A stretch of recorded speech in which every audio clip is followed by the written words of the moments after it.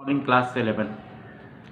Class 11 आप लोग को आज हम सबसे पहले सूरदास के पद पढ़ाते हैं। सूरदास के पद पढ़ने से पहले आप क्लास 11 का पूरा सिलेबस आप समझ लीजिए कि क्लास 11 में कौन कौन सा चैप्टर आएगा। देखिए, क्लास 11 में जो निबंध है, निबंध 2 पढ़ना है आपको। एक मेरे राम के मुकुट भींग रहा है, विद्या निवास मिश्र जी का लिखा हुआ है। दूसरा निबंध आपको पढ़ना है महाजनी सभ्यता, जो मुंशी प्रेमचंद जी का लिखा हुआ है। आपको क्लास 11 में कहानी 3 पढ़ना है, मैं नरक से बोल रहा हूँ, हरिशंकर परसाई जी का लिखा हुआ है। बिगड़ैल बच्चे मनीषा कुलश्रेष्ठ का लिखा हुआ है। बहता पानी निर्मला सचितानंद हीरानंद वात्सल अघे जी का लिखा हुआ है। एक एकांकी पढ़ना है क्लास 11 में, आज़ादी के नींद भुवनेश्वर प्रसाद जी का लिखा हुआ है। उसके बाद फिर आ जाइए काव्य खंड में, आपको सूरदास के पद, सूरदास कवि हैं, रैदास के रसखान के समय कवि रसखान हैं, घनानंद के पद कवि घनानंद हैं, अरि वरुणा की शांत कछार कवि जयशंकर प्रसाद जी हैं, जो बीत गई सो बात गई हरिवंश राय बच्चन जी हैं, और अकाल और उसके बाद ये आपको कवि का नाम है नागार्जुन है। हिंदी साहित्य का इतिहास, क्लास 11 में हिंदी साहित्य का इतिहास से आपको 10 मार्क्स का क्वेश्चन आता है। तो हिंदी साहित्य का इतिहास भी क्लास 11 में आपको पढ़ना है, जिसमें हिंदी भाषा उद्भव और विकास कैसे हुआ, आदिकाल की समान प्रवृत्तियां पढ़ना है, भक्ति काल की समान प्रवृत्तियां पढ़ना है, आदिकाल के प्रमुख कवि जैसे चंद्रबरदाई, विद्यापति, अमीर खुसरू के बारे में पढ़ना है, उनके जीवन परिचय पढ़ना है। भक्ति काल के समान कवि जो है निर्गुण धारा के कवि और सगुण धारा के कवि जो हैं, जैसे सूरदास और तुलसीदास जो हैं सगुण भक्ति धारा के कवि हैं, निर्गुण भक्ति धारा के कवि कबीरदास हैं, मलिक मोहम्मद जैसी हैं। तो इनके बारे में भी आपको क्लास 11 में पढ़ाया जाएगा। रीतिकाल की समान प्रवृत्तियां पढ़ना है, रीतिकाल के प्रमुख कवि जैसे बिहारी भूषण, केशवदास, घनानंद के बारे में भी पढ़ा जाएगा क्लास 11 में। निबंध लेखन फिर आएगा रचना में। व्याकरण आपको पाठ पुस्तक पर आधारित रहेगा। व्याकरण, वाक संशोधन करना है, वाक परिवर्तन, वचन, लिंग निर्णय, उपसर्ग प्रत्यय, ये आपका सिलेबस है क्लास 11। पूरे क्लास 11 में इतना चैप्टर आपको हिंदी में क्या करना है, पढ़ना है। देखिए, सूरदास के पद, सूरदास के पद पढ़ने से पहले संक्षिप्त में सूरदास का जीवन परिचय आप पढ़ लीजिएगा। सूरदास कृष्ण भक्ति काव्य धारा के सर्वश्रेष्ठ कवि थे।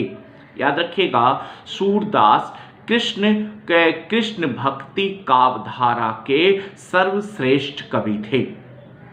जन्म के विषय में सूरदास का आया है कि इनका जन्म का संवत जो है 1540 और ईस्वी 1483 ईस्वी, कहीं कहीं पर लिखा हुआ है 1478 ईस्वी। तो जन्म के विषय में बहुत मतभेद है। याद रखिएगा, कहीं पर लिखा हुआ है कि इनका जन्म सीही में हुआ था, कहीं पर लिखा हुआ है कि इनका जन्म मथुरा के आगरा मार्ग पर स्थित रूनकता नामक गांव में हुआ था।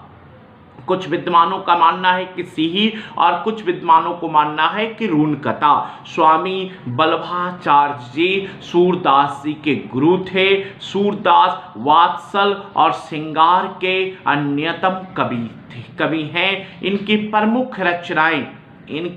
प्रमुख रचनाएं सूरसागर, सूरसारावली और साहित्य लहरी है। याद रखना है कि सूरदास की प्रमुख रचनाएं 3 हैं, पहला सूरसागर, दूसरा सूरसारावली और तीसरा साहित्य लहरी। इनकी भाषा जो है ब्रज भाषा और सरस और मधुर ब्रज भाषा में कविताएं लिखते हैं। सूरदास का पद विभिन्न राग रगानियों में आबद्ध है, जिसमें साहित्य और संगीत की मणिका कंचन सहयोग हुआ है। सूरदास के बारे में आया कि सूरदास की मृत्यु संवत 1620 और सन 1563 ईस्वी में हुआ था। तो संक्षिप्त में सूरदास का जीवन परिचय आपको याद रखना है। उसके आज हम लोग सूरदास के वात्सल के पद पढ़ेंगे। वात्सल, भगवान श्री कृष्ण के वात्सल सूरदास लिखे हैं। सूरदास लिखते हैं, मैया मोही दाऊ बहुत खिजायो। इसका अर्थ जो है, आज मैं सिर्फ इसको पढ़ाता हूं, आज सिर्फ ये कविता बोलता हूं, इसका अर्थ हम नेक्स्ट क्लास में आप लोग को बताएंगे। मैया, जैसे इसको पढ़ने के लिए भी सीखना है आपको, ये ब्रज में लिखा हुआ है, मैया मोही दाऊ बहुत खिजायो, मोसो कहते मोल किलिन्ही, तू जसुमती कब जायो। कहाँ करो यही रीस के मारे, खेलन हो नहीं जात, पुनि पुनि कहत कौन है माता, कौन है तेरी तात। पुनि पुनि कहत कौन है माता, कौन है तेरी तात, गोरे नंद जसोदा गोरी, तू कत श्याम मलगत। चुटकी दे दे ग्वाल नचावत, हसत सबे मुस्कात, तू मोही मारन सीखी, दाऊ कभी न घीसी। खींचे मोहन मुख रिस को ये बातें, जसुमती सुनी सुनी रीझे। भगवान श्री कृष्ण की वात्सल का वर्णन किया है सूरदास, और ब्रज में लिखा है, तो जसोदा कहती, सुनहु कान्हा बलभद्र चबाई, जन्मत को धूत, सूर श्याम मोही गोधन, किसो माता तू पूत। अभी इसका अर्थ जो है हम आपको नेक्स्ट क्लास में आपको हम इसका अर्थ बताएंगे। धन्यवाद।